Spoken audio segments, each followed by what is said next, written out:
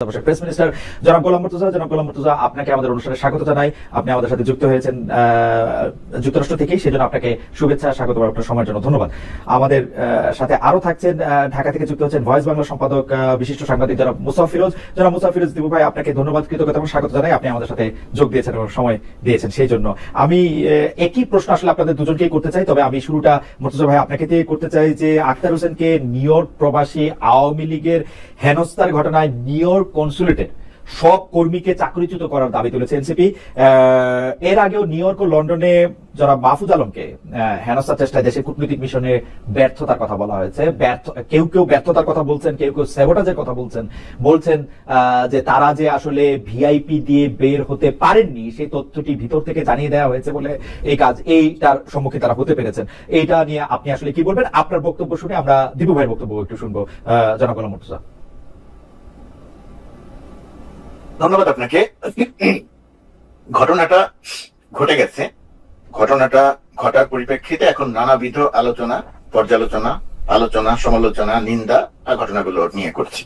এনসিপির পক্ষ থেকে যে প্রতিক্রিয়া ব্যক্ত করা হয়েছে, এক ধরনের ক্ষিপ্ততা আছে তাদের কথার মধ্যে, এবং সেটাকে আমি মোটেই অস্বাভাবিক কিছু মনে করছি না। এবং তাদের পক্ষ থেকে যে কথাটা বলা হয়েছে যে এখানে যারা দায়িত্বরত ছিল, যদিও বাংলাদেশ কনসুলেট, নিউ ইয়র্কের যে বাংলাদেশ কনসুলেট, এটা তো সরাসরি এর সঙ্গে সম্পৃক্ত নয়। নিউ ইয়র্ক কনসুলেট মূলত সম্পৃক্ত 27 তারিখে ডক্টর মোহাম্মদ ইউনূসের যে প্রোগ্রামটা আছে বাংলাদেশি এনআরবির সঙ্গে, মানে প্রবাসী বাংলাদেশিদের সঙ্গে, সেই জায়গাটায় অনেকটা সম্পৃক্ত। এই ইউএনের এই প্রোগ্রামের পুরো ব্যাপারটা দেখাশোনা করে এখানে দূতাবাস তো থাকেই ওয়াশিংটন ডিসির, মূলত পার্মানেন্ট মিশন জাতিসংঘের। যাই হোক, সেটা আলাদা ব্যাপার। এটা সবাইকে মিলেই তো একটা সরকার, সবাইকে মিলেই তো পুরো ব্যাপারটা। তো এই কারণেই এই ব্যাপারটা আলোচনায় আছে যে কার ব্যর্থতার কারণে কিভাবে হলো। সরকারের পক্ষ থেকে ইতিমধ্যে একটি বিবৃতি দেওয়া হয়েছে। আর আমি যেটুকু বলি যে এখানে দুটা প্রসঙ্গ এসেছে, আপনার প্রশ্নের মধ্যে তার কিছুটা আছে যে ডক্টর মোহাম্মদ ইউনূসের সফর সঙ্গী হয়ে 6জন রাজনীতিবিদ আসলেন। এই 6জন রাজনীতিবিদের মধ্যে একজন যেহেতু যুক্তরাষ্ট্রেই থাকে, সঙ্গে এসেছেন 5 জন। এই 5 জন কেন ডক্টর ইউনূসের সঙ্গে বের না হয়ে, একসঙ্গে বের না হয়ে এই 5 জন কেন আলাদা বের হলো? ডক্টর ইউনূস কেন তাদেরকে সঙ্গে নিয়ে আসলেন না? এই প্রসঙ্গটা সামনে এসেছে। এটার ব্যাপারটা এখন জনে গিয়ে বলা মুশকিল, এবং কতখানি পরিষ্কার করে বলা যায় সেটাও একটা ব্যাপার। তারপরেও আমি যেহেতু আপনার অনুষ্ঠানে যুক্ত হয়েছি, আমি একটু দর্শকদের একটু বলতে চাই। মানুষ বিচার করবে যে আসলে কার ভুল কার ব্যর্থতা, সেটা আলাদা। যখন প্লেন ল্যান্ড করে, উড়োজাহাজটি যখন ল্যান্ড করে, উড়োজাহাজটি কালকে প্রায় 40 মিনিট মতো ডিলে ছিল। যখন ল্যান্ড করার পরে সিক্রেট সার্ভিসের পক্ষ থেকে, যুক্তরাষ্ট্র সিক্রেট সার্ভিসের পক্ষ থেকে পুরো ব্যাপারটা দেখাশোনা করা হচ্ছিল। এমনিতেই ভিআইপিদের, রাষ্ট্রপ্রধানদের নিরাপত্তা দেওয়া হয়। আর ডক্টর ইউনূসকে কেন্দ্র করে, সরকারকে কেন্দ্র করে, এনসিপি কে কেন্দ্র করে, যেহেতু যুক্তরাষ্ট্রে আওয়ামী লীগের একটা সন্ত্রাসী কর্মকাণ্ডের আভাস পাওয়া যাচ্ছিল, এবং ইতিপূর্বে তারা সেই সন্ত্রাসী কর্মকাণ্ড করেছিল, প্রতিবাদ পর্যন্ত আমার কোনো বক্তব্য নেই, প্রতিবাদ করতেই পারে। তো এই সন্ত্রাসী কর্মকাণ্ডের পরিপ্রেক্ষিতে যেহেতু যুক্তরাষ্ট্র সরকারের সকল সংস্থাকে জানানো হয়েছিল বিষয়টি যেন তারা দেখভাল করেন, এবং তারা সেই অনুযায়ী প্রস্তুত ছিল। সিক্রেট সার্ভিস বিশেষ গাড়ি একেবারে এয়ারপোর্টে যে জায়গাটাতে প্লেন থেমেছে প্রথমে, সেই জায়গাতে যায়, সবাইকে সেখানে তারা গাড়ি থেকে নামেন এবং তাদেরকে সেই গাড়িতে সিক্রেট সার্ভিসের তত্ত্বাবধানে তোলা হয়। একটা বিশেষ গেট দিয়ে নিয়ে আসা হয়, সেই বিশেষ জায়গা থেকে নিয়ে আসা হয়। কিন্তু ওই জায়গাটাতে যে বিপত্তিটা বাঁধলো, যে সমস্যাটা যে জায়গাটাতে তৈরি হলো, দেখা গেল যে 5 জন রাজনীতিবিদ যারা সঙ্গে এসেছেন, তাদের যে ভিসা ক্যাটাগরি, সেই ভিসা ক্যাটাগরি ডক্টর যে ভিআইপি গেট দিয়ে ডক্টর ইউনূস রাষ্ট্রপ্রধানের সঙ্গে বের হয়ে আসার যে ব্যাপারটা থাকে, তাদের ওই ভিসা ক্যাটাগরি এটাকে পারমিট করে না। তখন এদেরকে বলা হয়, ইমিগ্রেশন থেকে বলা হয় যে এদেরকে এই সাধারণ লাইন দিয়ে যেতে হবে। সেই সময় ডক্টর ইউনূস নিজে গাড়ি থেকে নেমে ইমিগ্রেশনের সঙ্গে কথা বলেন, সিক্রেট সার্ভিসের সঙ্গে কথা বলেন যে তারা আমাদের ভিআইপি, তারা আমাদের সফর সঙ্গী, বাংলাদেশের অত্যন্ত গুরুত্বপূর্ণ মানুষ, বয়স্ক ছিল, তরুণ ছিল, মির্জা ফখরুলের বয়স কথা বলছি আমি, যে এদেরকে একই সঙ্গে যাওয়া দরকার, আমার সঙ্গে যাওয়া দরকার। কিন্তু ইমিগ্রেশন এই অনুরোধটা রাখে না, তারা বলে যে আমার আইন পারমিট করে না। তখন তাদের সাধারণ লাইন দিয়ে আসতে হয়, এবং সাধারণ লাইন দিয়ে আসতে গিয়ে আরেকটু বিপত্তি বাধে। কারো ফিঙ্গারপ্রিন্ট মেলানোর সময় ফিঙ্গারপ্রিন্টের মেশিনের সমস্যা হোক, অন্য যে কোনো কারণে হোক, সেইখানে বেশ কিছুটা দেরি হয়ে যায় ইমিগ্রেশন লাইনে। এর মধ্যে সম্ভবত একজনের, ওই যুক্তরাষ্ট্রের থাকে না যে ইমিগ্রেশন অফিসারের কাছে আসলে আবার ফার্দার কিছু চেক করার জন্য আরেকজনের কাছে পাঠায়, একজনের সম্ভবত এরকমও হয়েছিল সবকিছু মিলিয়ে এদের বের হওয়ার ওই প্রক্রিয়াটা অনেক সময় লেগে যায়, অনেক দেরি হয়ে যায়। অনেক দেরি হয়ে যাওয়ার পরিপ্রেক্ষিতে তারা যখন বের হয়ে আসেন, বের হওয়ার সময় গেটের সামনে আওয়ামী লীগের কিছু লোকজন দাঁড়িয়েছিল, সংখ্যায় তো তারা খুব বেশি ছিল তা নয়। তো ওই জায়গাটাতে দুর্ঘটনাটা ঘটেছে, এবং সেই দুর্ঘটনার এখন দায় দেয়া হবে, একে দায় দেয়া হবে, ওকে দায় দেয়া হবে। সরকারের পক্ষ থেকে যেটা করা হচ্ছে, আমি যেটা জানি, যে একটা তদন্ত, নিজেরা একটা তদন্ত করা হচ্ছে, এবং তদন্ত করে একটু খতিয়ে দেখা হচ্ছে যে আসলে কোন জায়গায় আমাদের নিজেদের কোনো দুর্বলতা আছে কিনা। সেই দুর্বলতা দিক থেকে থাকে, আপনি যেটা বলছেন ভেতর থেকে কোনো তথ্য পাচার করা হয়েছে কিনা, তাদেরকে বিশেষভাবে জানানো হয়েছে কিনা, এই সমস্ত সবগুলো অভিযোগ বিবেচনায় নিয়ে একটু দেখা হচ্ছে যে কোন জায়গা থেকে কি ঘটলো, এবং তার পরিপ্রেক্ষিতে আমার ধারণা যে পরবর্তী আপডেটটা পাওয়া যাবে এবং জানা যাবে। মুর্তজা ভাই, আপনাকে ধন্যবাদ। আপনি মানে একদম মানে ভালো মতোই একজন আমাদের সাবেক কালের পেশা মানে রিপোর্টারদের মতো আপনি চমৎকার বর্ণনা দিয়েছেন। কিন্তু আমি এখানে একটা ছোট প্রশ্ন করতে চাই। প্রশ্নটা হচ্ছে যে ডক্টর মোহাম্মদ ইউনূস এবং তার সঙ্গে যারা এসছেন তারা কি এটা জানতেন না যে দুই রকম ভিসা ক্যাটাগরির যদি থাকে উনারা কোনোদিন এই নিরাপত্তা প্রোটোকল পাবেন না, যেটা ডক্টর মোহাম্মদ ইউনূসই বলুক আর ডোনাল্ড ট্রাম্পই বলুক। এটা যাদের মার্কিন যুক্তরাষ্ট্রে একবার আসার অভিজ্ঞতা আছে তারাও এটা জানেন যে এইরকম ভিসা ক্যাটাগরি সেই রকম নিরাপত্তা বলয় তারা পাবেন, মানে ওনারা হত্যা দিয়ে পড়ে থাক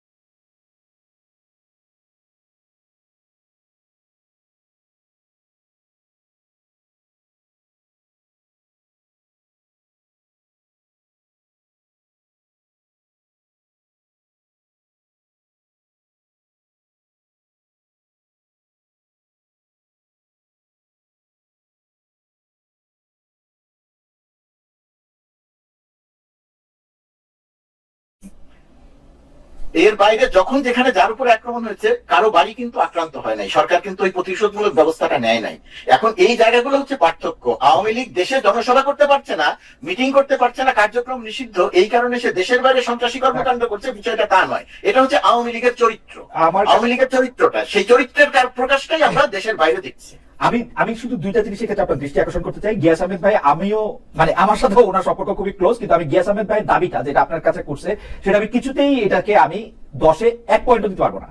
কারণ হচ্ছে আমি আবারও আমার উদাহরণ দিই, আমি খুবই নগণ্য একজন মানুষ। আমাকে যখন নিতে জেএফকে বিমানবন্দরে প্রথমবারের মতো আমার বন্ধুরা আসছে, বিশেষ এক কারণে আমাকে 3 ঘন্টা সেখানে আমার দেরি হয়েছিল, ওরা কিন্তু 3 ঘন্টা সেখানেই ছিল। মির্জা ফখরুল ইসলাম আলমগীর ভাই গেছেন কি বাইরে, গেছেন কি বাইরে হন নাই, এই তথ্যটুকু তারা জানেন না। এটা আমার কাছে সম্পূর্ণ অবিশ্বাস্য, এটার মধ্যে আমার কোনো পয়েন্ট নাই। 2 নাম্বার হচ্ছে এনসিপির লোকেরা যে পরে আপনাকে বলছে বা এনসিপি লোকেরা যে দাবি করছে, তারা জানতো যে এয়ারপোর্টে গেলে তাদের দেখা পাবে না। এনসিপি লোকেরা অবশ্যই ভালো করে জানতো আওয়ামী লীগ তাদেরকে, ওই লোকজনদেরকে যাদের নেতারা তাদের আসতেছে তাদেরকে তারা প্লেকার্ড দেখাবে, তাদেরকে তারা বর্জন করবে, তাদেরকে তারা বিব্রত করতে চেষ্টা করবে। সেখানে এনসিপি এয়ারপোর্টে থাকার মতো 4টা লোক নাই, এটাও অবিশ্বাস্য। মানে হয়তো লোক নাই, কিন্তু ঘটনা এটা না। মানে এটা হচ্ছে যে আমার 2 পয়সা আমি দিয়ে রাখলাম। আমি একটু দীপু ভাইয়ের কাছে যেতে চাই যে দীপু ভাই, আপনি তাসনিম জারাকে আক্রমণ করা হয় না আপনি বলতেছেন, কিন্তু ঘটনা হচ্ছে তাসনিম জারাকে আসলে ভার্বালি প্রচুর পরিমাণে আক্রমণ করা হয়েছে। আমার এক বন্ধু আমাকে বলতেছে যে তাকে আসলে একটি ডিমও মারা হয়েছিল, তিনি শেষ মুহূর্তে কোনোভাবে ডাক করে বেঁচে যান, এবং যে ভাষায় তাকে গালাগালি করা হয়েছে সেরকম আর কখনো ঘটে নাই। মুর্তজা ভাই বললেন যে কনসুলেট আক্রমণ করার মতো ঘটনা কখনো ঘটে নাই। আপনার মন্তব্য একটু শুনতে চাই। শুধু একটি লেজ জোড়া দিয়ে জামাতে ইসলামীর নেতা তাহের ভাই যে বেরিয়ে আসলেন, তিনি আসলে কোন পথে বেরোলেন? তিনি কি ডক্টর ইউনূসের সাথে বেরিয়েছিলেন, আগে বেরিয়েছেন, পরে বেরিয়েছেন? তার ক্ষেত্রে কি হয়েছিল আমাদের কি জানা আছে? এই লেজটা আবার আমরা গোলাম মুর্তজা ভাইয়ের কাছে। জি, এটা বলি, জামাতে ইসলামীর নেতাও এই দলের সঙ্গেই ছিলেন। এই দলের সঙ্গে মির্জা ফখরুল ইসলাম আলমগীর ছিলেন, তারেক রহমানের পররাষ্ট্র বিষয়ক উপদেষ্টা ছিলেন, আক্তার ছিলেন, যারা ছিলেন, এবং প্রেস উইং এর 2 জন ছিলেন। জি, আমি প্রেস উইং এর 2 জনকে দেখতে পেয়েছি। তাহের ভাইকে আমি এক ঝলক দেখেছি। তারপরে তাহের ভাই ছিলেন। যে জায়গাটাতে ঘটনাটা ঠিক যে জায়গাটাতে ঘটনাটা ঘটেছে সেই জায়গা থেকেই জামাত ইসলামীর নেতাকর্মীরা ওনাকে সেভ করে নিয়ে গাড়িতে তুলেছে, এবং আওয়ামী লীগের মূল ক্ষোভটা, মূল রাগটা অন্য কারো উপরে, মির্জা ফখরুল ইসলাম আলমগীরের উপরে তারা যে বিশেষ সম্মান দেখিয়েছে তার কারণটা হচ্ছে মূল রাগটা ডক্টর ইউনূস এবং মূল রাগটা হচ্ছে এনসিপির উপরে। মির্জা ফখরুল ইসলাম আমি একটু দীপু ভাইয়ের কাছে চাই যে দীপু ভাই, ডক্টর মোহাম্মদ ইউনূস যে তিনি আসলে উনার নিজেকে ছাড়া কাউকে আসলে কেয়ার করেন না। মানে আমার এন্টোরেজ হিসেবে যারা গিয়েছে তাদের নিরাপত্তা নিশ্চিত না করে তিনি নিরাপদে বেরিয়ে গেলেন, এটা হচ্ছে উনার বিপক্ষে সবচেয়ে বড় সমালোচনা। আর পাশাপাশি সমালোচনা আমরা করতেই পারি, এনসিপি কেন তাদের লোক গেল না, বিএনপির লোকেরা কেন চলে আসলো, বিএনপির লোকেরা কেন চলে আসলো, এটা আমার কাছে কিন্তু একটা বারমুডা ট্রায়াঙ্গেল। মির্জা ফখরুল ইসলাম আলমগীর বাইর হন নাই, কিন্তু তারা জানছে যে উনি বাইর হয়েছেন, এটা হইতেই পারে না। It's an absurd. আমি গিয়াস ভাইকে আজকে পাইলে আজকেও জিজ্ঞেস করবো, এবং গিয়াস ভাই আমার ধারণা মানে আমি জানি না, আমি গিয়াস ভাইকে পাইলে এটা জিজ্ঞেস করবো। এটা আমার কাছে বারমুডা ট্রায়াঙ্গেল। আমি এটা যতক্ষণ পর্যন্ত না জানতেছি এটা আমি জানতে চেষ্টা করবো। এনসিপির ব্যাপারটা যদি আপনি বলেন, জামাতের ব্যাপারটা যদি একটু আপনি বলেন দেবু ভাই।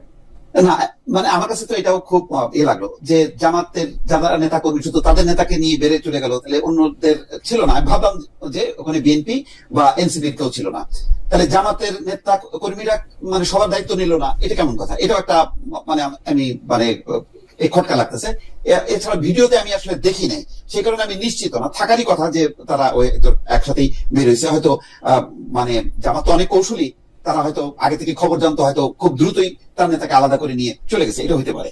তবে আমি আবারও বলি যে যারাকে উদ্দেশ্য করে গালিগালাজ করা, তাকে ওই যাবার কেউ কেউ আবার তার মধ্যে সেন্সিবল কেউ কেউ বলছে যে আপারকে মারিস না, একে মার, ওই আক্তারকে মার, রাজাকারের বাচ্চাকে মার, এইগুলো আমি মানে আওয়ামী লীগ মানে বাংলাদেশের যে বিবদমান কালচার এই রাজনৈতিক দলগুলোর এবং রেশারেশি, এবং এমন একটা মানে পট পরিবর্তনের পর মানে খুব মানে আমি খুব আশা করব না যে খুব মানে সুশৃঙ্খল ভাবে প্লাকার্ড দেখায় প্রতিবাদ করবে, গান গেয়ে গিয়ে প্রতিবাদের ওখানে ভাষা প্রয়োগ করবে, এটা তো আশা করা যায় না। আমি কিন্তু সাপোর্ট করছি না পুরো কার্যক্রমটা, এটা না হলে ভালো হতো, সবচেয়ে ভালো হতো মানে আওয়ামী লীগ বিএনপি সবাই মিলে ওখানে উপস্থিত থাকতো, করতালি দিয়ে আসতো এবং বলতো যে বাংলাদেশের পক্ষে যাতে জাতিসংঘে এই যে আমাদের অগ্রগতি, এই যে সংস্কার, সামনে যে নির্বাচন হবে সেটার জন্য যদি সবাই মিলে ফুলের মালা দিয়ে যদি তাদেরকে নেতৃবৃন্দকে মানে স্বাগত জানাতো, তাহলে খুবই খুশি হতো এবং এটা মানে বিশ্বে একটা অন্যরকম একটা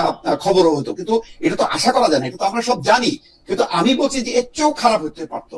সেই তুলনায় আমি মনে করি যে এটা এত মানে মারাত্মক খারাপ হয়নি, কিন্তু তার মানে এই না যে আমি সাপোর্ট করছি। একটা গণমাধ্যম কর্মী হিসাবে আমি সব সাইটই ব্যাখ্যা করব। মানে এখানে তো ধরেন মানে আওয়ামী লীগ সাইটে কেউ ব্যাখ্যা দেওয়ার কেউ নেই, আমি সেই কারণে মানে স্বপ্রণোদিত ওই রাষ্ট্র নিযুক্ত মানে উকিল হিসাবে আমি কথা বলতেছি আর কি, যে আওয়ামী লীগকে ডিফেন্ড করতেছি অনেকটা বলতে গেলে।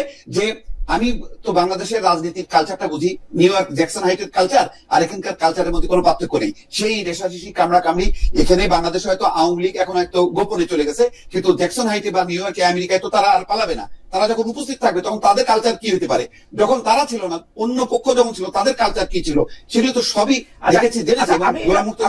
আমি এটা একটু অন্যভাবে প্রশ্ন করে দেবো ভাই, আপনার কাছে কি মনে হয় যে ধরা যাক আওয়ামী লীগের মানে এক অদ্ভুত, আবার সরকারের ব্যাখ্যা আমি বুঝি না। সরকার একসময় বলে যে সরকারের ব্যাখ্যা হচ্ছে আওয়ামী লীগের কার্যক্রম নিষিদ্ধ করা হয়েছে। এখন কার্যক্রম নিষিদ্ধের সাথে দল নিষিদ্ধের পার্থক্যটা কতখানি সেটা আমি ঠিক বুঝতে পারি না। কিন্তু আওয়ামী লীগ যদি এখন তাদের কার্যক্রম নিষিদ্ধের জায়গা থেকে আন্তর্জাতিকভাবে এইটার একটা মানে তৈরি করতে চায়, যে কারণে এখানে আওয়ামী লীগ বিএনপি করা, সেটা কি তাদের পক্ষে গেল? মানে আজকে যে কাজটা, গতকাল যে কাজটা আওয়ামী লীগ করেছে, তার কিছুদিন আগে যে কাজটা আওয়ামী লীগ করেছে, সেটা কি তাদের পক্ষে যাচ্ছে ঘটনাটা? মানে আপনার বিবেচনা কি মনে হয়? না না না, এটা তো পক্ষে যাচ্ছে না, বরং এটা আমি মনে করি যে আওয়ামী লীগের জন্য আরো ক্ষতি হলো। এই ঘটনার পর দেখবেন যে বাংলাদেশ থেকে মানে বিএনপি, জামাত, এনসিপি সবাই একযোগে এটা নিন্দা করছে এবং তারা ঐক্যবদ্ধ হলো। বরং আগামী নির্বাচনে যাতে তারা অংশ না নিতে পারে সেই দাবিটা কিন্তু আজকে জোরালো হলো। এবং ইতিমধ্যে কিন্তু এনসিপির নেতা নাহিদ ইসলাম কিন্তু সেই দাবিটা করছে যে তাদেরকে পুরোপুরি মানে দলগতভাবে তাদেরকে যাতে নিষিদ্ধ করা হয়, যাতে নির্বাচন না করতে পারে। এমনিতেই জাতীয় পার্টি সহ তাদেরকে মানে নির্বাচনে যাতে না আসতে পারে এই ব্যাপারে একটা দাবি আছে, যেখানে বিএনপি চাচ্ছে যে সবার অংশগ্রহণে একটা নির্বাচন হোক। এখন কিন্তু এটা আরো মানে জোরালো হইলো। ফলে এই ঘটনার মধ্য দিয়ে বিএনপির কিন্তু রাজনৈতিক কোন প্লাস পয়েন্ট হলো না। মানে এইটুকু নোংরামি না করলেও পারতো তারা, মানে একটা সুশৃঙ্খল ভাবে যদি প্রতিবাদ করতো তাহলে বরং বলতো যে না এইটুক তো তাদের গ্রহণযোগ্যতা আছে যে তারা প্রতিবাদ করছে, বরং এটা করে তারা নিজের পায়ে কুড়াল মারলো।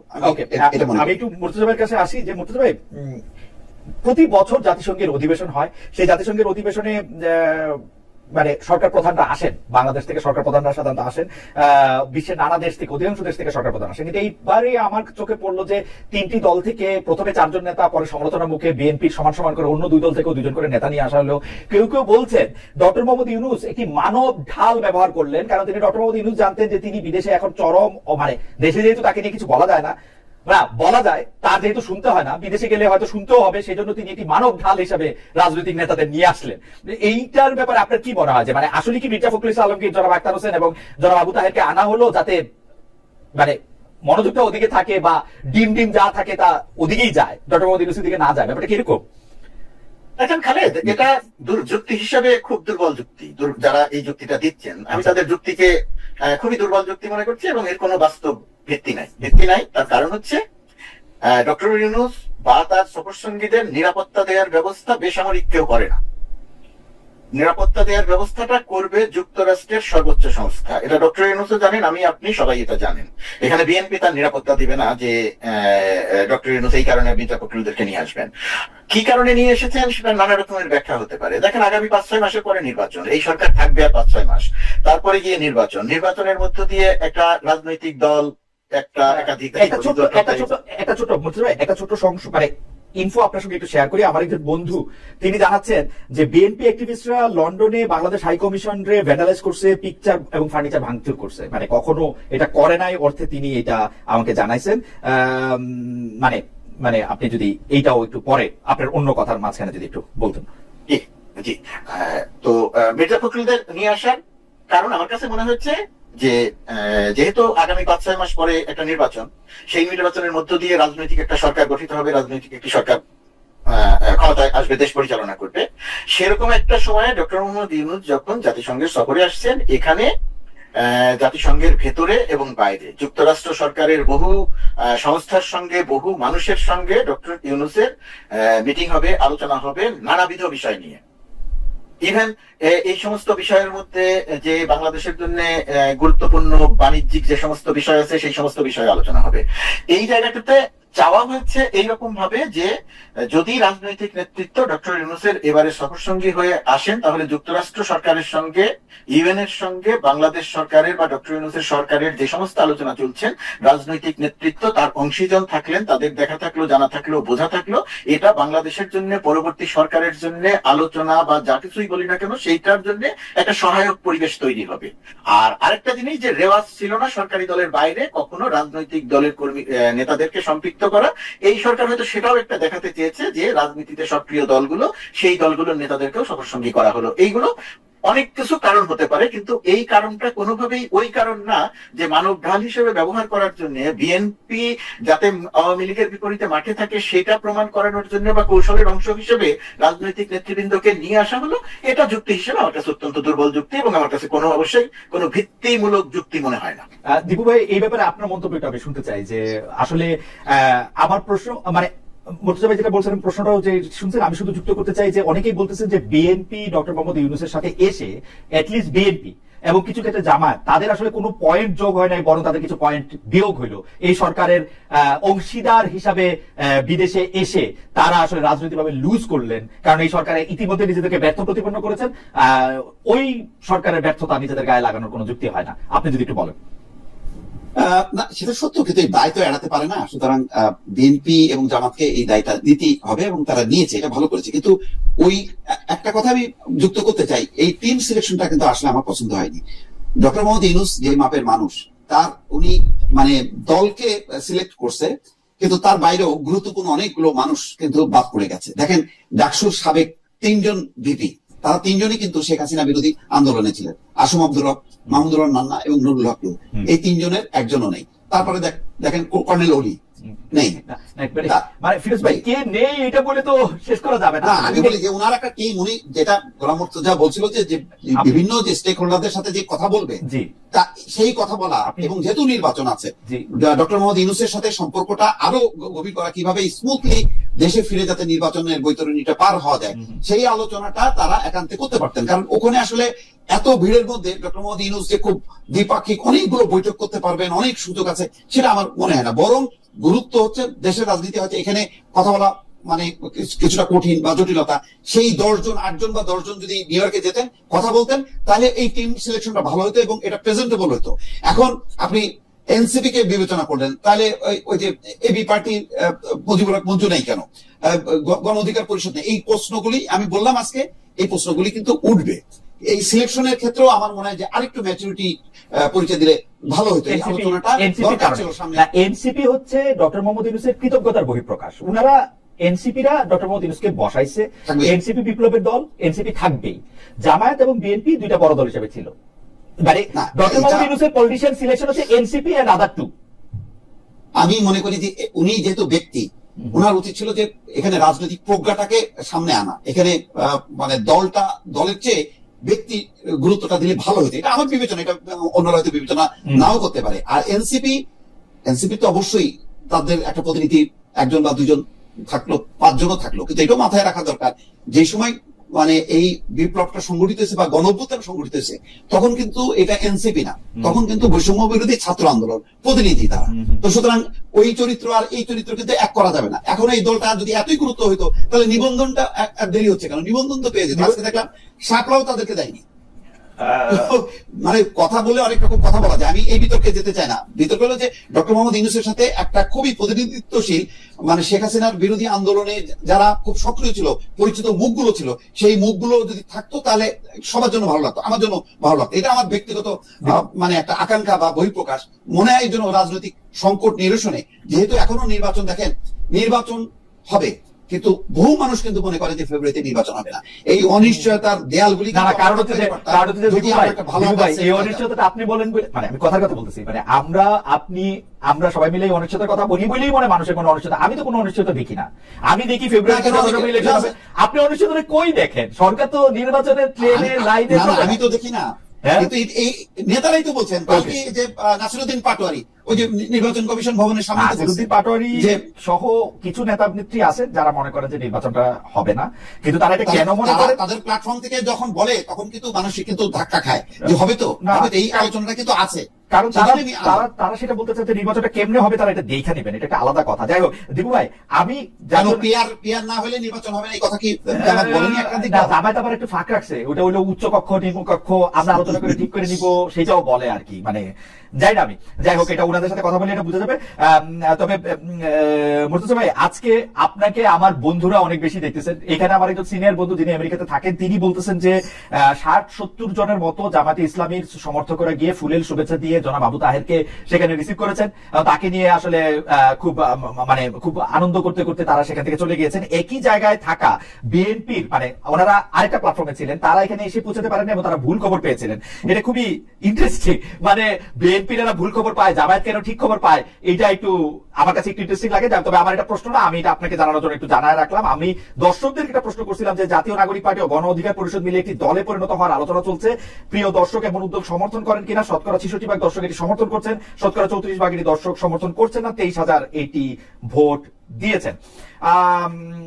মুর্তজা ভাই, আপনার জন্য আমাদের কাছে প্রশ্ন হচ্ছে যে সরকারের যিনি প্রধান উপদেষ্টা, যিনি প্রেস সচিব আছেন, আমাদের শফিক ভাইয়ের অন্যতম কাজ আমরা যেটা দেখি সেটা হলো যে এই সরকার কতটা জনপ্রিয়, এই সরকার কতটা জনবান্ধব সেটা প্রচার প্রচারণা করা। একটি দল নিরপেক্ষ অন্তর্বর্তী সরকারকে এত পপুলিস্ট হতে হবে কেন? মানে 78% বেশি মানুষ অন্তর্বর্তী সরকারের কার্যক্রমে সন্তুষ্ট, এইটাতে আসলে তৃপ্তি নেয়ার কি আছে? মানে এটা জরিপ 78% জনগণের এতে সন্তুষ্ট না, আপনার মতামতটা আমরা শুনতে চাই যে 78% মানুষের জড়িত।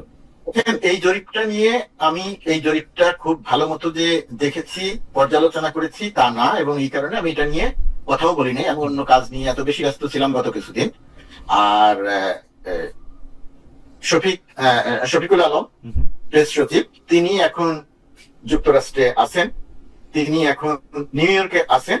তো শফিক ভাই যা বলেছেন এবং আপনার যে প্রশ্ন, কোনো কিছু জানার থাকলে শফিক ভাইয়ের কাছ থেকে এটা জানতে পারলে, জানতে কি বলেছেন, আমি বললাম যে এই পুরো জরিপটা আমি আমার অন্যান্য পুরো কাজ নিয়ে ওয়াশিংটন, নিউ ইয়র্ক সবকিছু মিলিয়ে অনেক বেশি ব্যস্ত থাকার কারণে এটা ঠিকভাবে লক্ষ্য করতে পারি। আমি শুধু দীপু ভাই একটা জায়গাতে একটু কথা বলি। দীপু ভাই যে কথাটা বলছেন যে টিম সিলেকশন, অনেকের নাম বললেন, তারা সবাই আমাদের সম্মানিত শ্রদ্ধেয়, শুধু এই আন্দোলন নয়, বহু আন্দোলনে তাদের গুরুত্বপূর্ণ ভূমিকা আছে।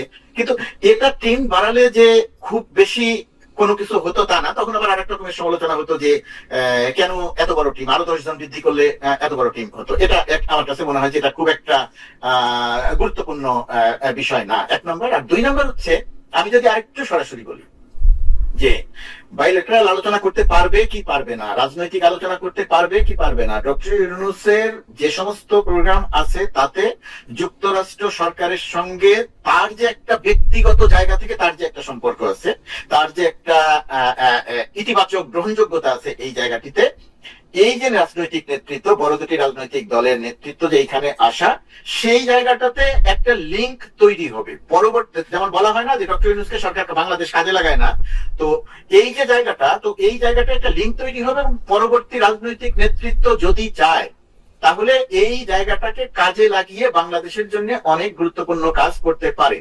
কারণ ট্যারিফ বিষয়ক যে আলোচনায় আপনারা প্রকাশ্যে যে আলোচনা দেখেছেন, আমরা ভেতরে থেকে যে আলোচনা দেখেছি, সেরকম একটা মানে উনি টেলিফোনটি দিয়ে কথা বলছিলেন, সেজন্য ওনার টেলিফোনের কারণে বোধহয় সংযোগটি কেটে গেল। আমি দীপু ভাই, আপনার কাছ থেকে একটা ছোট বিষয় একটু জানতে চাইছিলাম যে এই আরো তো এই সফরের আরো 9 দিন আছে, এই 9 দিনের মধ্যে আপনি আসলে মানে নিরাপত্তা ব্যবস্থাটা কি হলে বা কিরকম একটা উদ্যোগ নিলে সেটা ভালো হবে বলে আপনি মনে করেন, বা কি করা উচিত বলে আপনি মনে করেন, বা আপনি কিরকম দেখতে চান? আমি যদি এরকম প্রশ্ন করি যে আপনি আসলে কিরকম দেখতে চান? এখানে আসলে যেখানেই যাবে এই এনসিপি নেতা বা তারা হয়তো এখন সতর্ক হবে, খুব বেশি হোটেল থেকে বের হবে না, কিন্তু মানে জ্যাকসন হাইটে তারা যদি ঘুরতে যায় এই ক্ষোভ বিক্ষোভ গুলো হবে। কারণ এই কালচারটা আমরা তো শামীম ওসমানকে ঘিরেও দেখলাম। তো এখন এমন কি ঘটনা ঘটছে যে তারা করবে না? আর আওয়ামী লীগের তো এখন আর ওই মানে আগে যেমন বিএনপি জামাতের কোনো কাজ ছিল না, এখন আওয়ামী লীগেরও তো কাজ নেই। যেখানে গণতান্ত্রিক পশ্চিমা দুনিয়াতে যেখানে সুযোগটা আছে, তো সেই সুযোগটা তারা কাজে লাগাবে। এটাই তো হয়ে আসছে আমার কাছে। কিন্তু এই জন্য আমি বলি যে খুব যে একেবারে মহাভারত অশুদ্ধ হয়ে গেছে এমন একটা ঘটনা ঘটে গেল এরকম, হ্যাঁ কেউ যদি হামলার শিকার হতো, আহত হতো, তাহলে একটা এই আলোচনাটা খুব প্রাসঙ্গিক ছিল। এই ক্ষোভ বিক্ষোভটা আওয়ামী লীগ করবে না, এটা তো ভাবতেই পারি না। আপনি এটাকে খুব মানে বড় ঘটনা আপনি মনে করছেন না, সেটা আপনি বললেন যে মুর্তজা ভাই ফিরে আসছেন ফোন, সেটা মুর্তজা ভাই আপনি যেটা বলেছেন এটা আমি বুঝেছি। আপনি কি এই লাইন শেষ করবেন? আমার একটা প্রশ্ন ছিল যে আপনি বলছিলেন যে দেখুন ট্যারিফ আলোচনার আমরা যে আলোচনাটা প্রকাশ্যে দেখেছি আর নেপথ্যে বাংলাদেশ যে একটা ইতিবাচক জায়গাতে গেছে, সেই ক্ষেত্রে ব্যক্তি ডক্টর মোহাম্মদ ইউনূসের একটা অবিশ্বাস্য রকমের একটা ভূমিকা ছিল, যে কারণে আমরা এই জায়গাটাতে একটা সুবিধা পেয়েছি। তো যেটা সামনে আসে নাই, আলোচনায় আসে, আমরাও বলি নাই, আলোচনায় আসে নাই, বলার মতো জায়গা বলার হয়তো প্রেক্ষাপটই তৈরি হয়নি। তো এই সমস্ত জায়গাতে এই সমস্ত রাজনৈতিক দল, যেহেতু বড় রাজনৈতিক দল, তাদের একটা লিঙ্ক তৈরি, আমি এই কথাটাই বলার চেষ্টা করেছি। এদেরকে বাছাই করার ক্ষেত্রে, নিয়ে আসার ক্ষেত্রে এই বিবেচনাগুলো কাজ করেছে। আর আপনার প্রশ্নের কথা বলছিলেন, মুর্তজা ভাই আমার প্রশ্ন হচ্ছে যে ট্যারিফ আলোচনাকে আপনি ইতিবাচক বলতেছেন, কিন্তু আমি মনে করতেছি এটা নেতিবাচক আলোচনা হয়েছে, কারণ আমরা পুরোপুরি জানতে পারতেছি না যে আমরা কিসের বিনিময়ে ট্যারিফের সুবিধাটা পেলাম। জনাব ট্রাম্প জনাব ইউনূসের বন্ধুত্বের খাতিরে যে শুধুমাত্র ট্যারিফ কমিয়েছেন এটা আমরা বিশ্বাস করি না, এবং আপনারা বলেছেন যে এমন কিছু আছে যা আমরা প্রকাশ করতেছি না। আমরা খুবই চাইতেছি যে এমন কিছুটা আপনারা প্রকাশ করেন, যেটা প্রকাশ করা হচ্ছে না বলে এই ট্যারিফের আলোচনাটাকে আমি একটা খুবই নেতিবাচক আলোচনা মনে করি। দুই নম্বর আমি একটু বলি যে আপনি বলবেন আপনি আমাকে এইটাও বলবেন, 1 বছরের বেশি সময় ধরে ডক্টর মোহাম্মদ ইউনূস ক্ষমতায় আছেন, 1 বছরের বেশি সময় ধরে ডক্টর মোহাম্মদ ইউনূস কূটনৈতিক ভাবে এমন কিছু করেছেন কিনা যেটা পরবর্তী বা পূর্ববর্তী সরকার প্রধানদের জন্য একটি ফুট স্টেপ বা এটা মানে এটা একটা মাইলস্টোন হিসেবে আমরা বিবেচনা করতে পারি যে এটা উনি ছাড়া আর কেউ করতে পারতেন না। আপনি প্রথমে একটু ট্যারিফের কথাটা যদি একটু বলেন। প্রথমত কথা, উনি ছাড়া করতে পারতেন কিনা সেটা আরেকটা আলোচনা, হয়তো ওনার চেয়ে ভালো কেউ আসছে অথবা ওনার চেয়ে ভালো কেউ আসবে পরবর্তীতে এসে করবে, কিন্তু ডক্টর ইউনূসের ইতিবাচক অনেক দিক আছে কূটনৈতিক জায়গাটাতে, এটা আমি বিস্তারিত ব্যাখ্যা করবো না। আর ট্যারিফের আলোচনাটার কথা, আপনি যেটাকে নেতিবাচক আলোচনা বলছেন, আপনি আপনার অবস্থান থেকে যে কোনো কারণেই হোক বলছেন বা কারণটা আপনি বলেছেন। এখানে আমি খুব সংক্ষেপে বলার চেষ্টা করি, বাট 1-2 মিনিট একটু সময় দেন। ট্যারিফ আলোচনায় কিসের বিনিময়ে পেয়েছি?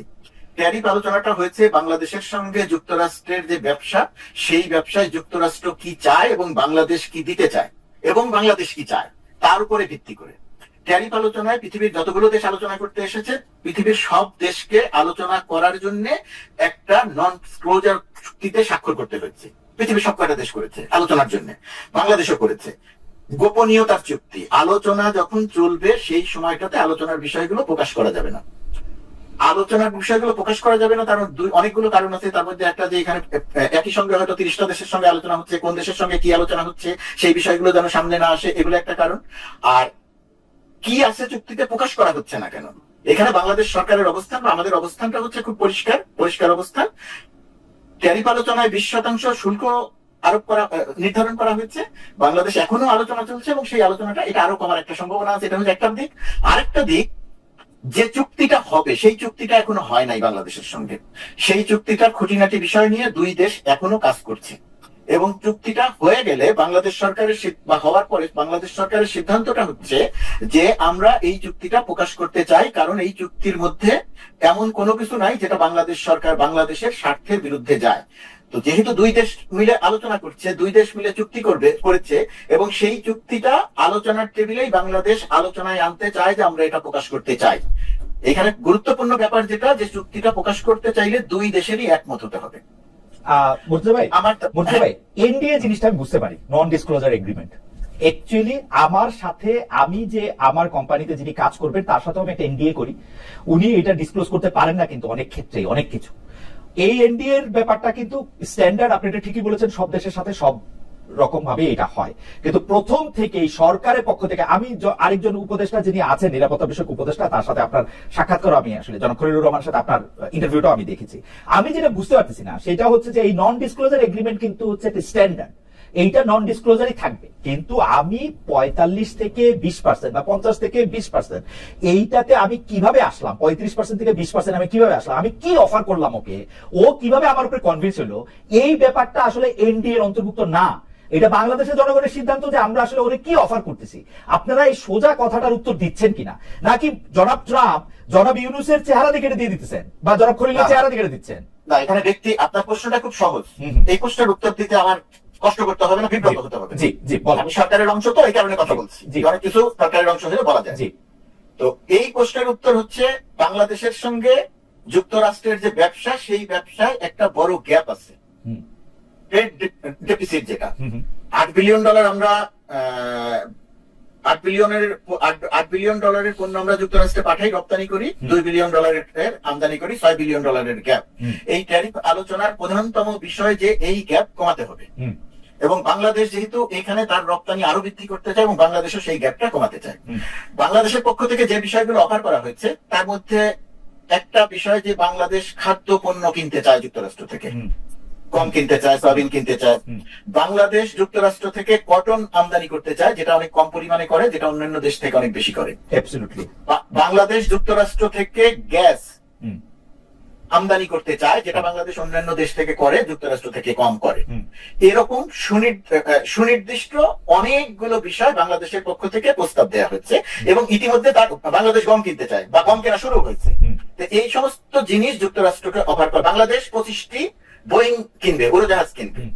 25টি উড়োজাহাজ নিয়ে কথা হয়েছে, 25টি উড়োজাহাজ নিয়ে আমরা কি করবো? এখন 25টি উড়োজাহাজ দিয়ে কি করবো? আমাদের যেগুলো আছে সেগুলোই তো আমরা ঠিক মতো চালাতে পারি না, তাহলে 25টা দিয়ে কি করবো? প্রথমত কথা, আমাদের ঠিক মতো চালাতে হবে আমাদের বিমানটা, উড়োজাহাজকে। দ্বিতীয়ত কথা, এই যে 25টা উড়োজাহাজ আমরা কিনতে চেয়েছি, এই 25টা উড়োজাহাজ এখন যেটা কিনতেছি, চুক্তিটা এখনো হয় নাই, হয়তো হয়ে যাবে। তো এই 25টা উড়োজাহাজ কেনার এবং বোয়িং এর কাছে যে সমস্ত অর্ডার আছে, আমরা বোয়িং এর সঙ্গে কথা বলতে গিয়ে দেখেছি তারা প্রথম এয়ারক্রাফটটা সরবরাহ করতে পারবে 2035 সালের পরে গিয়ে, বা 33 সালের পরে গিয়ে।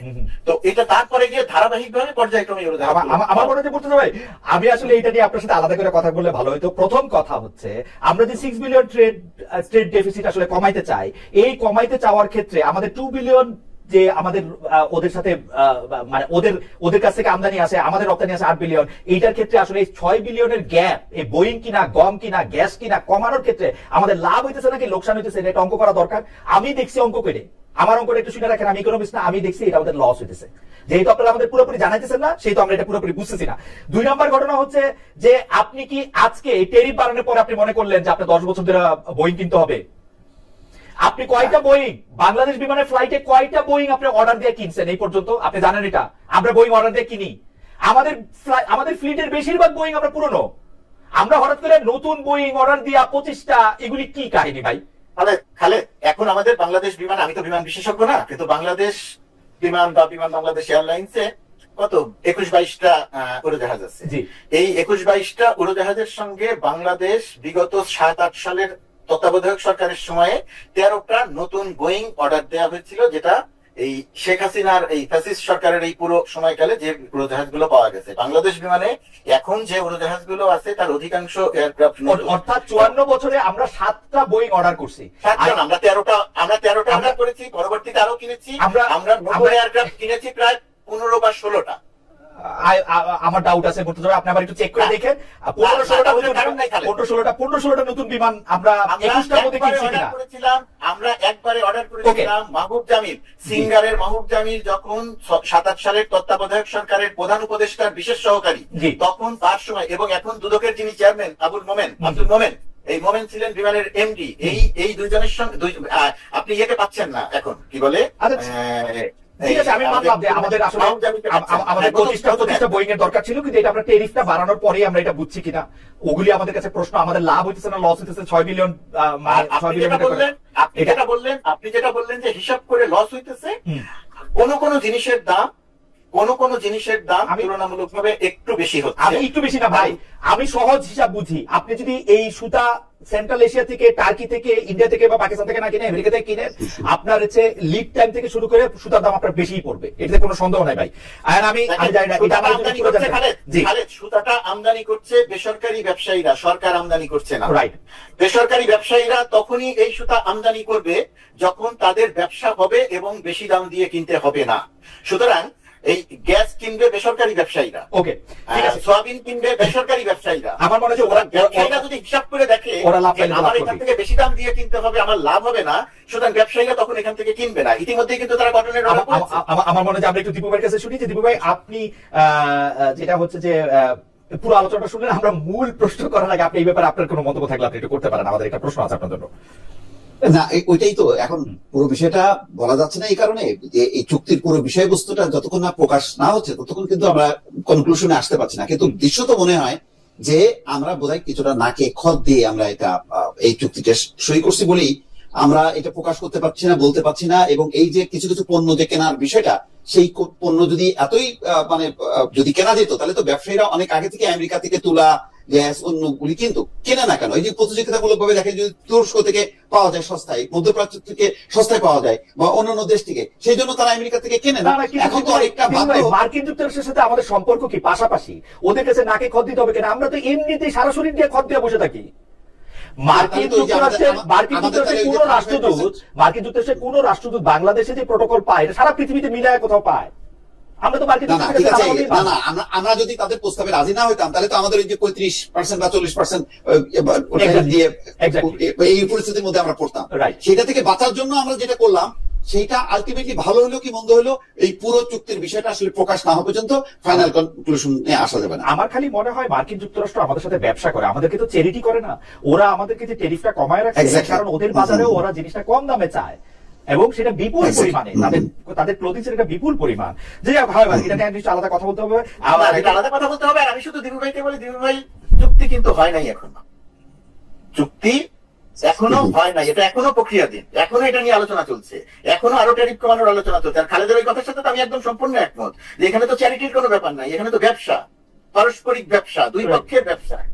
দিবু ভাই, ওই প্রসঙ্গে থেকে আপনি যে প্রশ্নটা করতেছিলাম, আমাকে আমার সাথে যাদের দেখা হয়, আমার বন্ধু বান্ধব আত্মীয় স্বজন, তারা অনেকেই জিজ্ঞেস করে যে মার্কিন যুক্তরাষ্ট্রের যে সেনা দল, তারা এখন কক্সবাজারে বা সেন্ট মার্টিনে তারা কি করে। আমি একটা উত্তর তাদেরকে দিতে চেষ্টা করি আমার বুদ্ধি থেকে, যে সেনাবাহিনী উইন্টার কালেক্টিভ করার সময় পৃথিবীর বিভিন্ন দেশে সেনাবাহিনীদের আমন্ত্রণ জানায় এবং তারা এটা করে আসলে। কিন্তু অনেকে আমাকে এরকম জোর দিয়ে বলেন যে না, তুমি জানো না, বা তোমার এটা বুদ্ধি নাই বোঝার, এটার মধ্যে অনেক রকম অনেক কিছু হচ্ছে। আপনার কি মনে, আপনার কাছে কোনো স্পেসিফিক তথ্য আছে কিনা? আপনার কাছে শুনে আমরা মুর্তজার কাছ থেকে একটু শুনতে চাইবো যে এইটা কি আসলে, মার্কিন যুক্তরাষ্ট্রের সেনাবাহিনী কেন বাংলাদেশে কি করে? আমার মনে হয় এটা অনেক বেশি জল্পনা কল্পনা। তবে এটা ঠিক যে এখন আঞ্চলিক রাজনীতি বা কূটনীতি পরিবর্তন হবার কারণে, যেহেতু এখন ভারত একটু চীনমুখী, সুতরাং এই অঞ্চলে গুরুত্ব দিচ্ছে। এইটা এখন এই গুরুত্ব দেওয়ার বিষয়টা কতটুকু, ওই যে যেমন দেখলাম সেদিন একটা রিপোর্ট যে তারা একটা বন্দর খুঁজতেছে, সেটা কি আসলেই নাকি এটা অনুমান, অনেক কিছু তো আমরা জানতে পারছি না। যেমন এই যে এই ট্যারিফ চুক্তি যেটা হলো, সেটাই তো আমরা অনেক কিছু জানি না। তো এইটা তো আরো গোপনীয় বিষয়, ফলে এই বিষয়টাও কিন্তু এখন পরিষ্কার না। কিন্তু এই কারণে আমরা যখনই দেখি একটা মহড়া, যে মহড়াটা আসলে অনেক কাল ধরে ওই অঞ্চলেই তো হয়, তো এখন হইলে কিন্তু আমরা বলতেছি ওই যে শেখ হাসিনা বলছিল যে এখানে ঘাঁটি গাড়বে, এই তো সেই ঘাঁটি গাড়তেছে তারা। এই সন্দেহটা আমাদের আসতেছে। এবং আসার আরেকটা কারণ হলো, যেহেতু এই অঞ্চলে আমেরিকার একটা মানে বিশ্বস্ত বন্ধু এই মুহূর্তে নেই, আগে ভারতের উপরে ভর করে সে চীনকে মানে ঠাসা দিত, এখন সেটা পারতেছে না বলে হয়তো মনে করতেছে যে আচ্ছা ঠিক আছে, আমরা এখন নিজেরাই এখানে অবস্থান নিই। আমার দর্শকরা নিশ্চয়ই আমার চেয়ে বেশি বুদ্ধিমান, কিন্তু আমি একটু জিনিসটা সহজ করে বুঝতে চেষ্টা করি যে মার্কিন যুক্তরাষ্ট্রের সেনা সদস্যদের বাংলাদেশে আসা কি যৌথ মহড়া, যৌথ প্রশিক্ষণের বাইরে অন্য কোনো কিছু, মানে একটু এক ফোটাও, মানে আপনি এটা কি বলেন? না, আমার মনে হয় না আপাতত এরকম কোনো পরিকল্পনা আছে। কারণ এটা এত গুরুত্বপূর্ণ এই মুহূর্তে আমেরিকার কাছে যে বাংলাদেশে এসে মহড়া দেওয়া আর একদম স্থায়ী ভাবে এখানে বসে যাওয়া, ঘাঁটি গাড়া, যেটা আফগানিস্তানের বাগনান, ওটা হচ্ছে অন্য বিষয়। ওটা হয়তো ট্রাম্প মনে করতেছে যে ওটা তো তাদের একটা ঘাঁটি ছিল, ঠিক আছে আমরা ওখানে আবার বসি, কিন্তু সেইভাবে বাংলাদেশকে বিবেচনা করছে আমার কিন্তু মনে হচ্ছে না। ওকে, মুর্তজা ভাই কি এই প্রশ্নে কিছু বলবেন? আপনার জন্য আমার একটা অরিজিনাল প্রশ্ন ছিল। অরিজিনাল প্রশ্নটা আমি শুধু এটা বলি যে এই যে আপনি যে কল্পনাগুলোর কথা বললেন, এখানে এই সমস্ত কল্পনাগুলো আমি ব্যক্তিগতভাবে গণমাধ্যম কর্মী হিসেবে সাংবাদিক, আমি প্রেস মিনিস্টার এগুলো বললে আমি বিব্রত হই। আমি আসলে সাংবাদিক হিসেবে আমি মনে করি সোশ্যাল মিডিয়াতে যে সমস্ত গুঞ্জন তৈরি হয়, সেই সমস্ত গুঞ্জনের সঠিক কথাটা বা সঠিক তথ্যটা গণমাধ্যমের দেয়াটা একটা জরুরি ব্যাপার হয়। আর বিশেষ করে অনেক ক্ষেত্রেই আমরা দেখি, আর এই ক্ষেত্রে যেটা দেখলাম, সোশ্যাল মিডিয়াতে যে গুঞ্জনগুলো তৈরি করে দেওয়া হলো, আমাদের দুর্ভাগ্যজনক হলেও টক শোতে যারা আলোচনা করলেন মেইন স্ট্রিম মিডিয়ায়, তারা এসে সোশ্যাল মিডিয়ার গুঞ্জনটা তারা তাদের মুখ দিয়ে বললেন। একজন দেখতে কথা বলতে দেখলাম, আমি জানি না যুক্তরাষ্ট্র এখানে ঘাঁটি করবে কিনা। আরে বাবা, আপনি যদি না জানেন তাহলে আপনি কথা বলছেন কেন? আমি জানি না, উনি বলছেন আমি জানি না যুক্তরাষ্ট্রের সৈন্যরা হোটেলে রেজিস্টারে এন্ট্রি ছাড়া ঢুকেছে কিনা, ইমিগ্রেশন ছাড়া ঢুকেছে কিনা, এটা আমি জানি না। এটা গুঞ্জন আছে, তো গুঞ্জন আছে, আপনার দায়িত্ব তো এটা জানা। আপনি না জেনে এই গুঞ্জন গুলো ছাড়ালেন কেন? এইখানে পুরোপুরি একটা বোগাস বিষয় নিয়ে আমাদের এখানে আলোচনা সোশ্যাল মিডিয়া তৈরি করেছে, এবং সেটা আমরা মেইন স্ট্রিম মিডিয়ায় প্রচার করেছি। ঘাঁটির কোনো পরিকল্পনা নাই, বাংলাদেশের এরকম কোনো চিন্তা নাই। আর ঘাঁটির জন্য উপযুক্ত জায়গা না, এটা বহু গবেষণায় প্রমাণ হয়েছে। এটা একেবারেই অমূলক। আপনি যেটা গুঞ্জন বলতেছেন সেটার ক্ষেত্রে আমি আজকে সকালবেলা দেখলাম কি, গতকাল যে নেতারা আক্রান্ত হয়েছেন, এনসিপি নেতারা এবং অন্য নেতারা, এর জন্য দায়ী হচ্ছেন আপনি। গোলাম মুর্তজা দায়ী। তো এটা খুবই খুবই ইন্টারেস্টিং। আপনিও নিশ্চয়ই দেখেছেন এবং আমাদের অনেকেই এরকম করে বলছেনও, মানে ইনফ্লুয়েন্সারদের মধ্যে কেউ কেউ নিশ্চয়ই বলছেন, নাইলে গোলাম মুর্তজা দায়ীটা কোথেকে আসলো এবং গোলাম মুর্তজা কেন দায়ী এটা আমি একটু অনুসন্ধান করতে গিয়ে দেখলাম যে আপনি আসলে সরকারি চাকরি, যেটাকে আপনি আসলে চাকরি মনে করেন না, সেটা হচ্ছে ডাকসুতে আপনি একটি বিশেষ দলের বিপক্ষে একদম অবস্থান নিয়েছিলেন এবং সেটা ঘোষণা দিয়ে সেটা আপনি করতে পারেন কিনা তারপর থেকে এটা আরো বেশি হইতেছে। এইটা একটা। আচ্ছা যাই হোক, এটা নিয়ে আপনি মন্তব্য করেন না করেন, আমার প্রশ্নগুলি করা দরকার। একটু সময় পার হয়ে গেছে, তবু আপনাদের অনুমতি আপনাদেরকে একটু বেশি সময় রাখতে চাই কয়েকটা মজার জিনিস শেয়ার করার জন্য। যেমন একজন দর্শক অন্তত 20 বার একই মতামত পাঠিয়েছেন। মতামত একটু বলি। খালেদ ভাই, আপনাকে আজকে বাংলাদেশ থেকে দেখি সবসময় দেখতাম বাঘের মতো প্রশ্ন করতেন, এখন কেমন জানি বেড়ালের মতো প্রশ্ন করেন। আপনার সুপার ফ্যান, কিন্তু আমি অনেক আগে থেকে এখন সিংহের মতো প্রশ্ন করেন। ভাই ভাই আমি বাঘ সিংহ বিড়াল কোনটা হইতে পারবো না, কিন্তু কিন্তু আমি আপনাকে একটা কথা বলতে পারি মুর্তজা ভাই, এইটা নিয়ে যদি আপনি একটু মন্তব্য করতেন, কারণ এই মন্তব্যটা হচ্ছে দীপু ভাইয়ের। দীপু ভাই একটা টক শোতে, সরি দর্শকদের উদ্দেশ্যে আবার একটু বলে রাখি, মোসাফিরুজ দীপু ভাই আমার ডিপার্টমেন্ট, আমার সিনিয়র, ওনাকে আমি দীপু ভাই বলে ডাকি, আপনারা কনফিউজ হয়ে না। তো দীপু ভাই মন্তব্য করছেন, মুর্তজা ভাই খেয়াল করেন যে মানে দেশের গণমাধ্যমের স্বাধীনতা, বিশেষ করে টিভি চ্যানেলের স্বাধীনতার দুরবস্থা তুলে ধরতে গিয়ে দীপু ভাই বলেন, আমি কোট করতেছি, টক শো গুলিতে এখন ভিন্ন মতের লোক থাকে না, সবাই একমতের লোক থাকেন, একই মতের লোক থাকেন, কিন্তু আওয়ামী লীগ আমলেও ভিন্ন মতের গেস্টরা বসে আলোচনা করতেন। তিনি প্রশ্ন তুলেন, সৈয়দ ইশতিয়াক আহমেদ, জয়ী মামুন, মঞ্জুর হোসেন বুলবুল, ইকবাল সোমান চৌধুরী, তাদের এখন টক শোতে ডাকা হয় না কেন? মানে আপনি এটাতে নিয়ে কি বলবেন মুর্তজা ভাই, আসলে ডাকা হয় না কেন? যেমন আপনারা যখন ভিন্ন মতের লোক ছিলেন বলেন, আপনাদেরকে জোর করে অনুরোধ করে বহুবার, মানে আমি তো বটেই, সব টিভি চ্যানেলে আসলে নেওয়া হয়েছে। না, প্রথমত কথা, যাদের কথা বিষ্ণু ভাই বলছেন যে নেওয়া হয় না কেন, এটা এই জায়গাটাতে আমার মন্তব্য করতে যাওয়া ঠিক না। এটা যে চ্যানেল বা চ্যানেলগুলো নেয় না, সেটা সেই চ্যানেলগুলোর বক্তব্য পরিষ্কার করা উচিত, কেন তারা তাদেরকে ডাকেন না, তাদেরকে কি সাংবাদিক মনে করেন না, তাদেরকে কি টকশোর আলোচক মনে করেন না, কি করেন না, সেটা তাদের ব্যাপারে। জায়গাটা নিয়ে আমি মন্তব্য করবো না, 1 নম্বর। 2 নম্বর হচ্ছে, আমার ওই জায়গাটা একটু কথা বলি, বলা কোনো মানে নাই। কারণ যুক্তরাষ্ট্র দূতাবাসে, কনসুলেটে, পার্মানেন্ট মিশন, যেখানে যে কোনো রকম কোন একটা কিছু হয়ে গেলেই আমি দেখছি যে গোলাম মুর্তজা ওইখানে কি করে।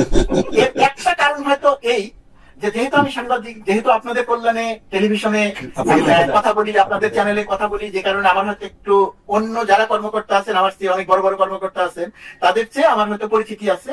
এবং আমি যখন এইখানে আসি, তখন ধরেন এটা খুব, এটা যে এত বড় নিউজ হতে পারে সেটাও আমি জানতাম না। নিউজ হওয়ার কারণে ওনারা সবাই মনে করেন, একটা হলো মানে সরল ভাবে মনে করা যে সবকিছু আমি একা চালাই, এটা একটা সরল মনে করা, যেটা ঠিক না। আরেকটা হচ্ছে, সে যেই হোক, যে কোনো কারণেই হোক, আমাকে হয়তো তিনি পছন্দ করেন না, কারণ থাক অথবা কারণ থাক। তো আমি যে কোনো ঘটনা দেখলে তাদের আবার অনেক ভিউ আছে, অনেক দর্শক তাদেরটা দেখেন, তো তারা বলে দেন যে গোলাম মুর্তজা এখানে বসে কি করছেন। গোলাম মুর্তজা প্রেস উইং এর দায়িত্বে, গোলাম মুর্তজা প্রেস উইং এর দায়িত্বে, এর বাইরে গোলাম মুর্তজা আরো অনেক কাজ হয়তো করেন, কিন্তু নিরাপত্তা, প্রোটোকল, এয়ারপোর্টে যাওয়া, এইগুলা গোলাম মুর্তজার কাজের মধ্যে পড়ে না, এর সঙ্গে তার কোনো সম্পৃক্ততা নাই। কি করেন আর সেটা একটা। আরেকটা হচ্ছে যে, সরকারি কর্মকর্তা হয়ে আমি কোন দলের পক্ষে অবস্থান নিতে পারি কিনা, প্রথমত কথা আমি পারি না, দলের পক্ষে অবস্থান নিতে পারি না। এমনকি রাজনীতি নিয়েও আমি সরাসরি ভাবে কারো পক্ষে বা বিপক্ষে যে এরকম কথা এই টকশোতেও বলতে পারি না। যদিও পারি না অনেক কিছু, আবার ধরেন এই যে আমি আপনার সঙ্গে সে টকশোতে কথা বলছি, এটা যদি আমি প্রপার হইতে সরকারের একেবারে কাগজপত্র দিয়ে অনুমতি চাই যদি করতাম, মাস 3 সময় লাগছে, পরে আসতো যে থাক, এখন না করলে ভালো হয়, এখন তোমরা করতে চাই। এখনো যদি কেউ চায় যে এই যে উনি সরকারি কর্মকর্তা হিসেবে খালেদের সাথে এই জায়গাতে এসে কথা বলতে পারেন কিনা, এটা নিয়েও প্রশ্ন তোলা যায়। আর আমি আসলে কোন দলের বিরুদ্ধে সরাসরি ভাবে অবস্থান নেই নাই, আমি আকারে ইঙ্গিতে প্রতীকী অর্থে একটি স্ট্যাটাস দিয়েছিলাম। বুঝা গেছে আর কি, পরিষ্কার। সেই স্ট্যাটাসটা নিয়ে কথা উঠেছিল, তখন আমি নিজে রিয়েলাইজ করেছি যে যেহেতু এটা মনে করে নেওয়া হচ্ছে যে সরাসরি ভাবে পক্ষ বিপক্ষ হয়ে গেল, এই কারণে আমার এটা থেকে সরে আসা দরকার। আমি সেখান থেকে সরে এসেছি এবং আমি মনে করেছি যে এটা আমার কাজটা ঠিক হয়নি, এটা ভুল করেছি। আচ্ছা, আমরা দীপু ভাইয়ের কাছে, দীপু ভাইয়ের কথার প্রসঙ্গে একটু গিয়ে আমরা শেষ প্রসঙ্গে চলে আসবো, আপনাদের কেন আটকাই না। দীপু ভাই, আপনি কি মনে করে সেই মানে কথাগুলি বলেছিলেন? 2 মাস পার হয়েছে, আসলে 2 মাস আগে আপনি এটা বলছিলেন, এখন আপনি চেঞ্জ দেখেন কিনা? যদি চেঞ্জ না দেখেন, তাহলে কিসের জন্য না দেখেন আর কি দীপু ভাই? না, আমি তো দেখছি যে আসলে তো তাই, যে ঘটনা হচ্ছে যে যাদের নাম আমি বলছি, তাদের সাংবাদিকতার ধরনটা 15 বছর বিতর্কিত ছিল। তো সেটা একটা নৈতিক প্রশ্ন যে সাংবাদিক হিসেবে এইভাবে দলবাজি করা যায় কিনা, তো ওইটা তো অন্য বিষয়। কিন্তু তারা আসতে পারবে না কেন? এখন এটা শুধু চ্যানেলগুলির বিষয় না, চ্যানেলগুলি হয়েছে কি এখন জাতীয় পার্টি হয়ে গেছে, তারা ক্ষমতা ছাড়া আর বাঁচতে পারে না। শেখ হাসিনা এমন ভাবে এই চ্যানেলগুলির অবস্থা করছে যে এরা শুধু ক্ষমতা খোঁজে, এই কারণে তাদেরকে ডাকতেও সাহস পায় না। আবার ডাকলে যদি ধমক খায়, যদি ওই উপদেষ্টার অফিস থেকে যদি ফোন আসে, বাট আমি জানি না এখন ডিজিএফআই ফোন করে কিনা, ওইসব ভয়ে তারা নিজে থেকে ওই সেলফ সেন্সর হয়েছে। তবে এইটা যে মুক্ত স্বাধীন মানে করার ক্ষেত্রে এই গত 1 বছরে আমি সরকারের কোনো উদ্যোগ দেখি না, যে না আপনারা যাকে খুশি তাকে ডাকতে পারেন আপনাদের নীতিমালা অনুযায়ী। কারণ নীতিমালা কিন্তু সবই কিন্তু একই রকম হয়েছে, কোনো কিন্তু পরিবর্তন হয়নি। এই কারণে আরো ভীত সন্ত্রস্ত হয়েছে, কিছু চ্যানেল মবের শিকার হয়েছে, প্রথম আলোর সামনে 2 বার মানে গরু জবাই হয়েছে, ফলে সবাই কিন্তু সংকুচিত হয়ে গেছে যে প্রথম আলোর এই অবস্থা, তাহলে চ্যানেলগুলি তো কিছুই না, এবং চ্যানেলগুলি তো আক্রমণের শিকার হয়েছে। এই কারণে আর ঝুঁকি নেয় না। আবার যাদেরকে ডাকবে তারাও হয়তো আসতে চাইবে না, যে তারা বা হত্যা মামলার আসামি প্রায় 222 জন আর 26 জন, সেদিন দেখলাম মাহফুজ আলম বলছেন যে তাদের বিরুদ্ধে হত্যা মামলা আছে। এইসব কারণে অটোমেটিক হয়ে গেছে, গণমাধ্যম সংকুচিত হয়ে গেছে, ফলে স্বাধীনভাবে যে সবাইকে ডাকবে, এখন একজন আরেকজনের সাথে শুধু অ্যাড করে, একই মানে সবাই হাসিনা বিরোধী, এখন আর হাসিনার পক্ষে বলবে এরকম কোন লোক নাই। এই হচ্ছে পরিস্থিতি, আমি এটাই বলতে চাইছি। ওকে, না দীপু ভাই, আর হাসিনার পক্ষে বলতে হবে এই জন্য লোক নিয়ে আসতে হবে, চ্যানেলগুলোর একটা ঠাকুর লোক কেন? না না না,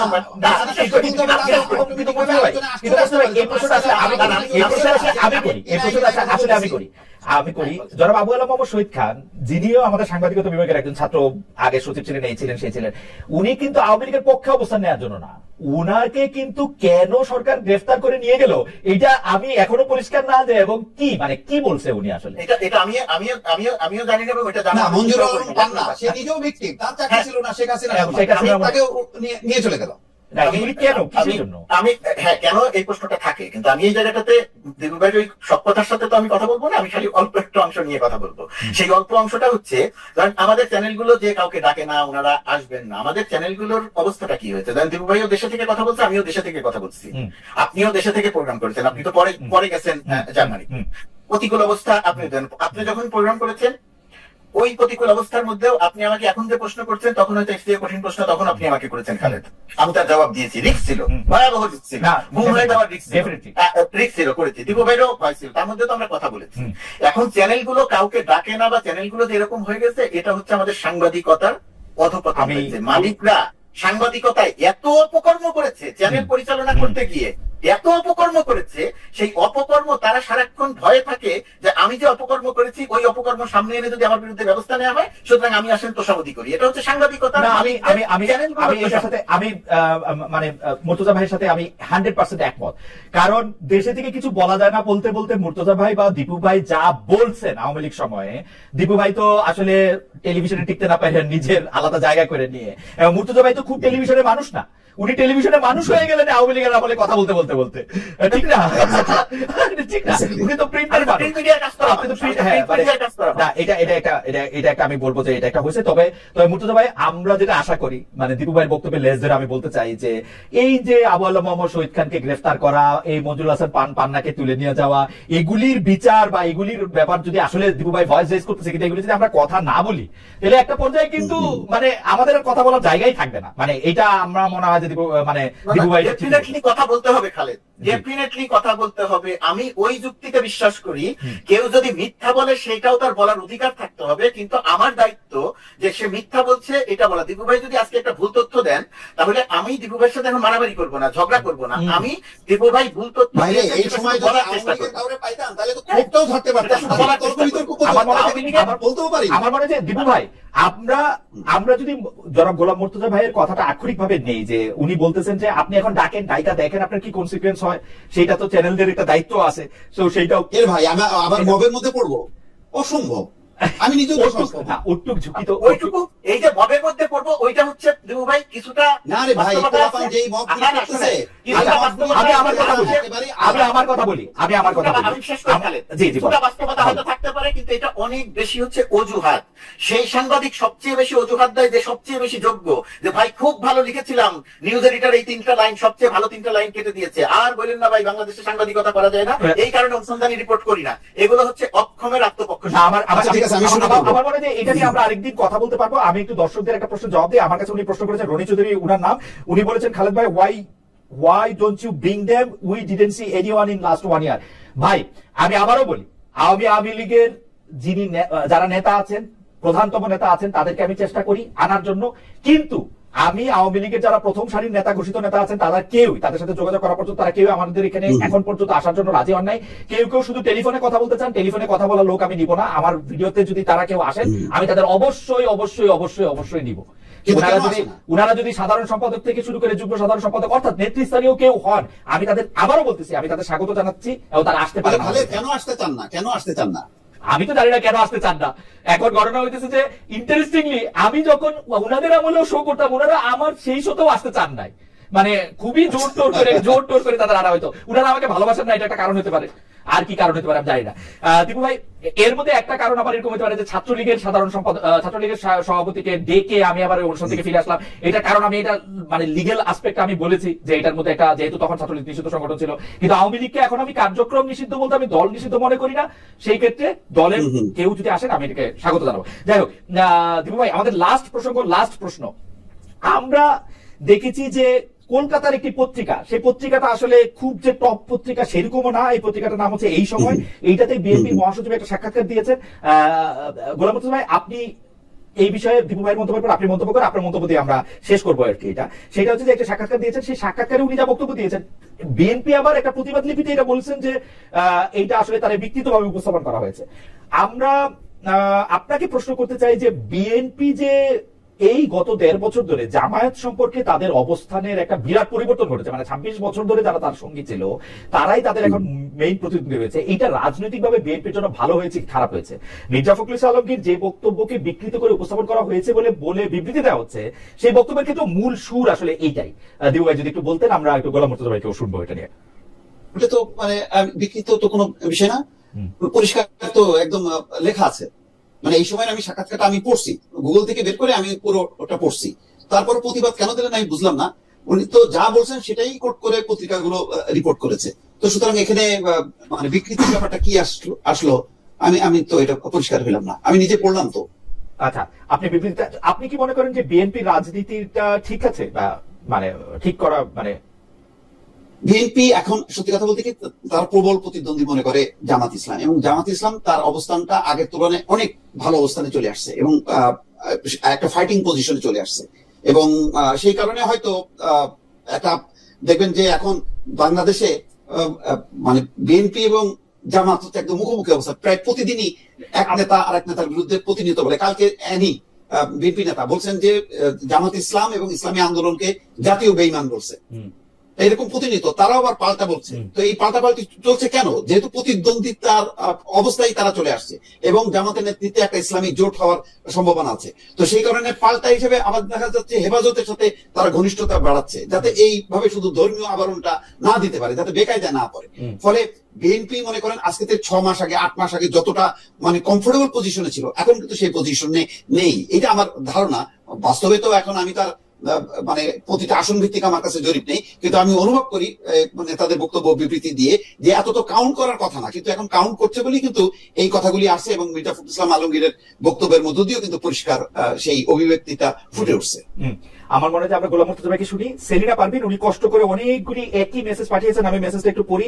আমাদের মনে হয় তুমি ভয় পেয়েছিলে, তোমার বাবারা তোমাকে হুমকি দিয়েছিল, তুমি ভয় পেয়েছিলে। হ্যাঁ ভাই ঠিক বলছেন। জনাব গোলাম মুর্তজা, আপনি যদি একটু বলেন।